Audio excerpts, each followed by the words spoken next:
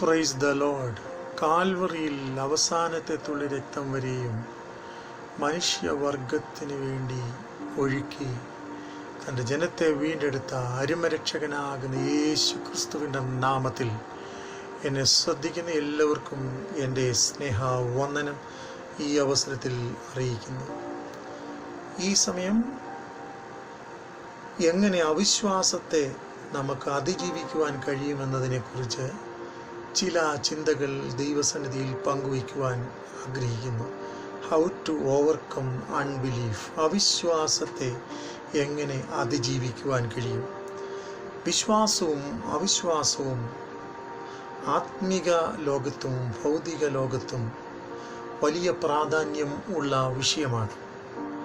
ആത്മിക ലോകത്തും ഭൗതിക ലോകത്തും അതിൻ്റെ വില വലുതും അതിൻ്റെ ശക്തി ഉന്നതവും ആണ് എന്ന് നമുക്ക് മനസ്സിലാക്കുവാൻ കഴിയും. എന്നാൽ അവിശ്വാസം പലപ്പോഴും മനുഷ്യനെ നിർജീവപ്പെടുത്തുകയും പരാജയത്തിലേക്ക് നയിക്കുകയും ചെയ്യുവാൻ കാരണമായി തീരുന്നു എന്ന് ദൈവവചനം പഠിപ്പിക്കുന്നു. മത്തായിയുടെ സുവിശേഷം 13-ാം അധ്യായം 53 മുതൽ 58 വരെയുള്ള വാക്യങ്ങൾ വായിക്കുമ്പോൾ അവിടെ നമുക്ക് കാണുവാൻ കഴിയുന്ന പ്രധാനപ്പെട്ട വിഷയം, ഈ ഉപമകളെ പറഞ്ഞു തീർന്ന ശേഷം യേശു അവിടം വിട്ടു തൻ്റെ പിതൃനഗരത്തിൽ വന്നു അവരുടെ പള്ളികളിൽ അവരെ ഉപദേശിച്ചു. അവർ വിസ്മയിച്ചു, അവന് ജ്ഞാനവും വീര്യപ്രവൃത്തികളും എവിടെ നിന്ന് വന്നു? 58-ാം വാക്യം, അവരുടെ അവിശ്വാസ നിമിത്തം അവിടെ വളരെ വീര്യപ്രവൃത്തികൾ ചെയ്യുവാൻ കഴിഞ്ഞില്ല. നമ്മുടെ ആത്മീക ജീവിതത്തിൽ ജീവിതയാത്രയിൽ നാം മനസ്സിലാക്കണം, how to recognise the obstacles to overcoming our growth അല്ലെങ്കിൽ അൺബിലീഫ്. നമുക്കെങ്ങനെ മനസ്സിലാക്കുവാൻ കഴിയും നമ്മുടെ അവിശ്വാസത്തെ ജയിക്കുവാൻ നമുക്ക് കഴിയും എന്നതിനെക്കുറിച്ച് നാം മനസ്സിലാക്കേണ്ടുന്ന ചില സത്യങ്ങൾ ദൈവവചനത്തിൽ അടിസ്ഥാനപ്പെടുത്തി ഇവിടെ ഞാൻ പങ്കുവയ്ക്കുവാൻ ആഗ്രഹിക്കുന്നു. അവിശ്വാസം എപ്പോഴും യാഥാർത്ഥ്യങ്ങളുടെ ശോഭ കെടുത്തിക്കളയുകയും ഹൃദയത്തിൻ്റെ ആത്മീക കാഴ്ചപ്പാടിനെ തകർത്ത് ദൈവിക ഭക്തിയിൽ നിന്ന് അകറ്റി ദൈവത്തോട് മത്സരിപ്പിക്കുവാൻ പ്രേരിപ്പിക്കുകയും ചെയ്യും. അപ്പോൾ ഞാൻ പറഞ്ഞു, അവിശ്വാസം എപ്പോഴും യാഥാർത്ഥ്യങ്ങളുടെ ശോഭ കെടുത്തിക്കളയും. എന്നിട്ട് ഹൃദയത്തിൽ ആത്മീക കാഴ്ചപ്പാടിനെ തകർത്ത് ദൈവിക ഭക്തിയിൽ നിന്ന് അകറ്റിക്കളയുവാനും ദൈവത്തോട് മത്സരിപ്പിക്കുവാനും നമ്മളെ പ്രേരിപ്പിക്കും. നാം അതിനെ വ്യക്തമായി തിരിച്ചറിഞ്ഞ് ജീവിതത്തിൻ്റെ യാഥാർത്ഥ്യങ്ങൾ എന്താണെന്ന് ഗ്രഹിക്കത്തക്കവണ്ണമുള്ള ആത്മീക മൂല്യം നാം ദൈവസന്നിധിയിൽ പ്രാപിക്കേണ്ടിയിരിക്കുന്നു. ഒന്ന്. രണ്ടാമതായി നാം മനസ്സിലാക്കേണ്ടുന്നത്, അവിശ്വാസം സത്യത്തെ കുരുടാക്കി കളയുകയും വ്യക്തമായി ഗ്രഹിക്കുവാനും ദർശിക്കുവാനും അനുവദിക്കാതെ ഹൃദയങ്ങളിൽ കയ്പും വിദ്വേഷവും നിരാശയും നിറച്ച് മരിച്ചാൽ മതിയെന്ന ചിന്തയിലേക്ക് ഒരുവനെ നയിക്കും. ഒന്നുകൂടെ പറയാം, അവിശ്വാസം സത്യത്തെ കുരുടാക്കി കളയുകയും വ്യക്തമായി ഗ്രഹിക്കുവാനും ദർശിക്കുവാനും അനുസരിക്കാതെ ഹൃദയങ്ങളിൽ കയ്പും വിദ്വേഷവും നിരാശയും നിറച്ച് മരിച്ചാൽ മതിയെന്നുള്ള ചിന്തയിലേക്ക് ഒരുവനെ നയിക്കുവാൻ ഇട നൽകും. നാം അവിടെ പ്രധാനമായി ചിന്തിക്കേണ്ടുന്ന കാര്യം എന്തെന്ന് ചോദിച്ചാൽ, ആത്മീക അന്ധതയെയും ജീവിതത്തിൽ വരുന്ന നിരാശകളെയും കയ്പിനെയും ദൈവസന്നിധിയിലുള്ള ആത്മാവിൻ്റെ ബലം കൊണ്ടും പ്രാർത്ഥനയിലും ദൈവവചനത്തിലൂടെയും ചെറുത്ത് തോൽപ്പിക്കാൻ തക്കവണ്ണമുള്ള ആത്മശക്തി നാം ദൈവസന്നിധിയിൽ പ്രാപിക്കേണ്ടിയിരിക്കുന്നു. ഒരുപക്ഷെ നിരാശയുടെ വാക്കുകൾ പറയുമ്പോൾ ലോകത്തിലെ മനുഷ്യൻ പറയും, അവനൊരു പരാജയമാണ് അല്ലെങ്കിൽ ദൈവവിശ്വാസം കുറവാണ് എന്ന് പറയാൻ കഴിയും. എന്നാൽ ദൈവവചനത്തിൽ ആദ്യം മുതൽ അവസാനം വരെ നാം പഠിക്കുമ്പോൾ നമുക്ക് കാണുവാൻ കഴിയുന്ന പ്രധാനപ്പെട്ട വിഷയം എന്തെന്ന് ചോദിച്ചാൽ, അനേക ഭക്തന്മാർ ഇത്തരത്തിലുള്ള പ്രതിസന്ധികളിലൂടെ കടന്നു പോവുകയും ആത്മീയമായി അന്ധത അവരെ ബാധിച്ചിട്ട് പലപ്പോഴും കയ്പിനടിമയായിട്ട് തകർന്നു പോവുകയും ചെയ്യുന്ന അനേകരെ നമുക്ക് കാണുവാൻ കഴിയും. വിശ്വാസത്തിൽ ജീവിക്കുന്ന ഭക്തന്മാരെ പോലെ തന്നെ ദൈവവചനത്തിൽ കാണുവാൻ കഴിയുന്നു വീണുപോയവരും തകർന്നവരുമാകുന്ന അനേക വ്യക്തികളെ നമുക്ക് കാണുവാൻ കഴിയും.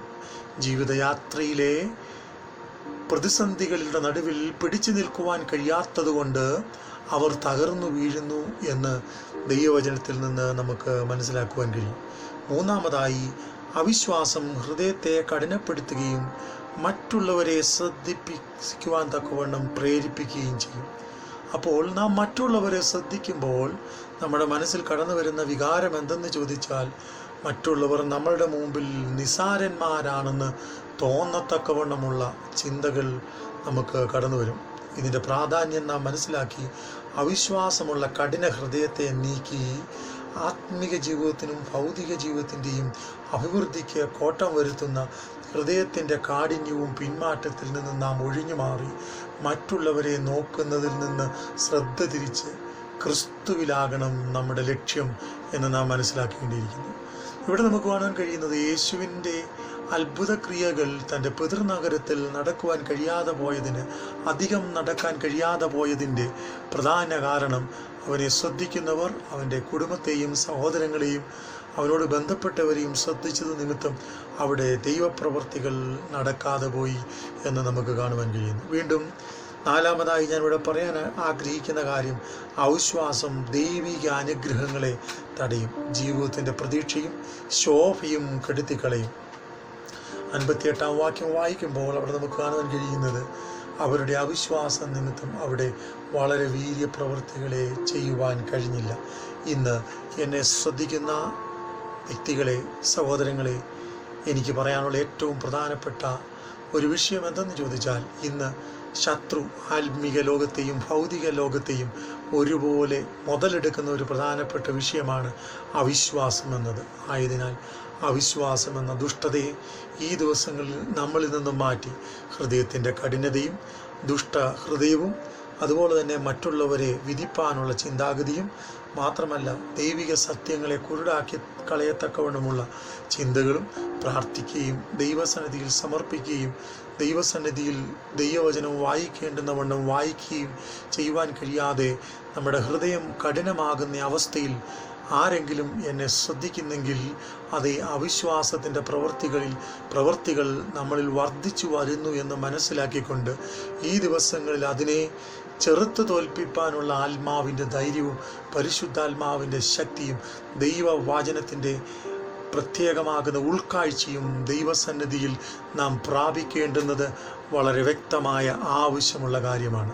ആയതിനാൽ ദൈവസന്നിധിയിൽ നമ്മളെ തന്നെ സമർപ്പിച്ചിട്ട് 2 തീമോഥെയോസിന്റെ ലേഖനം 2-ാം അധ്യായം അതിൻ്റെ 15-ാം വാക്യം വായിക്കുമ്പോൾ സത്യവചനത്തെ പ്രസംഗിക്കുകയും ദൈവവചനത്തിൽ വിശ്വസിക്കുകയും ചെയ്തുകൊണ്ട് ലജ്ജിക്കാൻ കഴിയാത്ത നല്ല സാക്ഷികളായി ഈ ദിവസങ്ങളിൽ ദൈവിക പാദപീഠങ്ങളിൽ നമ്മളെ സമർപ്പിക്കുമെങ്കിൽ നമ്മുടെ വഴിയിൽ തടഞ്ഞു കിടക്കുന്ന പ്രതികൂലങ്ങളെ ജയിച്ച് വിശ്വാസത്തിൽ ശക്തരായി തീരേണ്ടതിന് സർവശക്തനാകുന്ന ദൈവം നമ്മെ ഏവരെയും ബലപ്പെടുത്തും എന്ന് ഞാൻ പരിപൂർണമായി വിശ്വസിക്കുന്നു.